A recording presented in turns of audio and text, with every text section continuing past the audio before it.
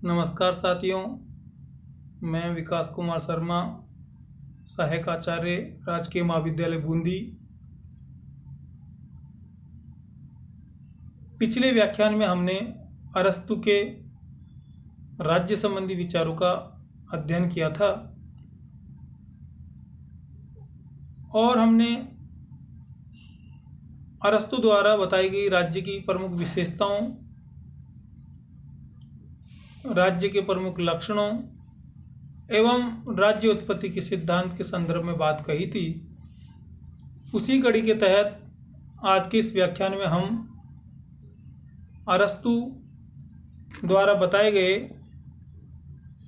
संवैधानिक विचारों का उल्लेख करेंगे, संवैधानिक विचारों की बात करेंगे कि अरस्तु के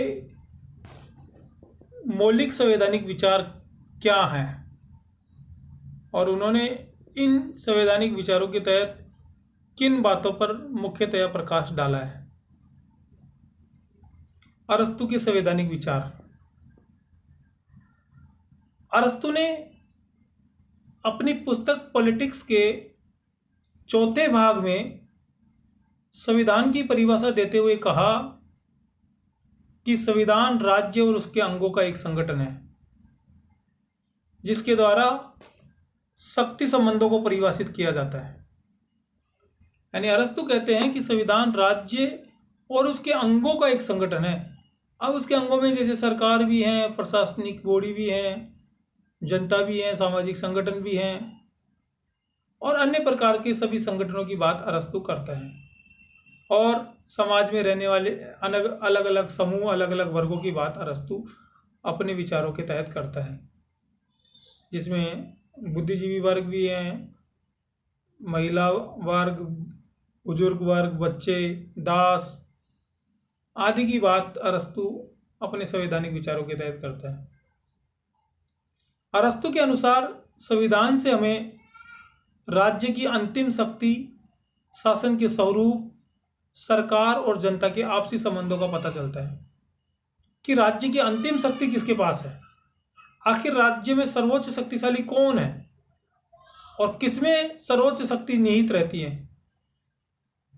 और किस राज्य के तहत कौन से प्रकार की शासन व्यवस्था का स्वरूप प्रचलित है और किस प्रकार वह कार्य कर रहा है, क्या क्या उसके सकारात्मक और नकारात्मक एस्पेक्ट्स हैं, किस प्रकार की सरकार चल रही है, जनता और सरकार के आपसी संबंध किस प्रकार के हैं, क्या जनता और सरकार के आपसी संबंध सकारात्मक हैं या नकारात्मक हैं।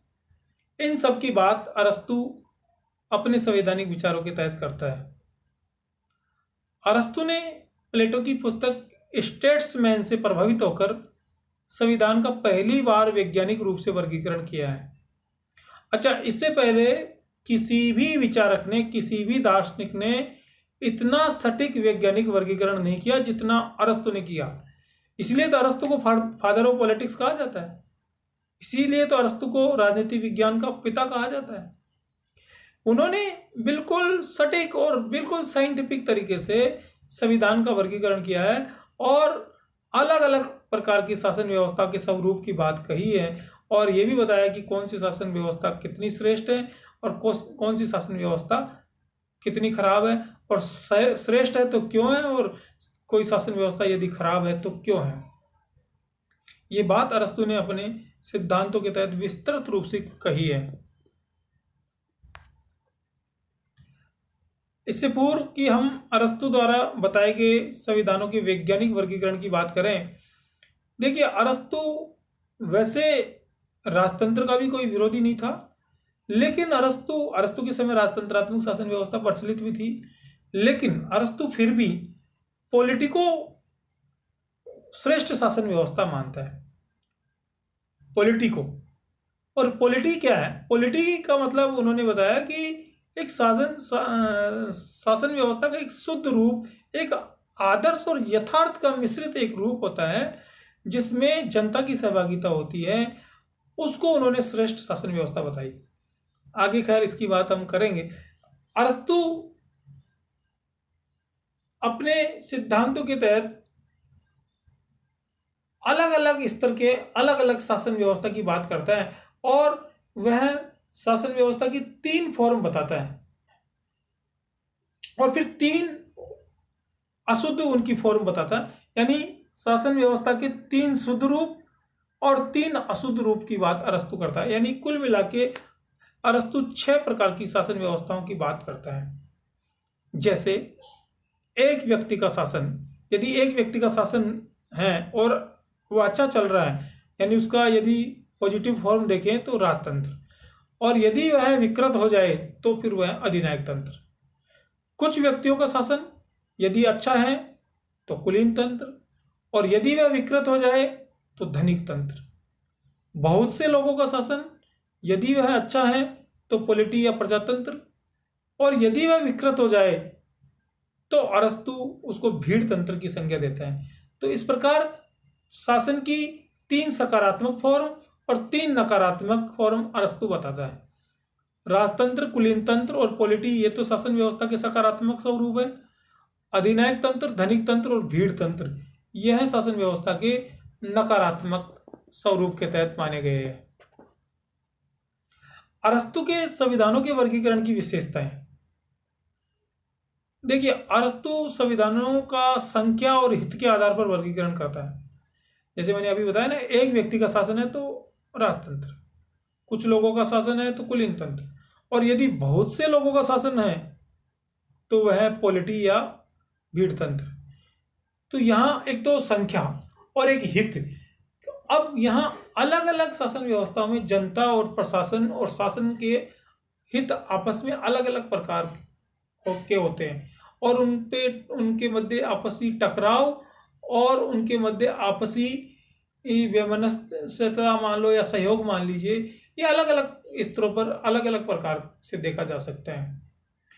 अरस्तु द्वारा वर्णित संविधानों में चक्रीय परिवर्तन पाया जाता है। अरस्तु ये कहता है कि रोटेशन तो होता है शासन व्यवस्था, कि आज राजतंत्र है तो कल कोई दूसरी शासन व्यवस्था आएगी।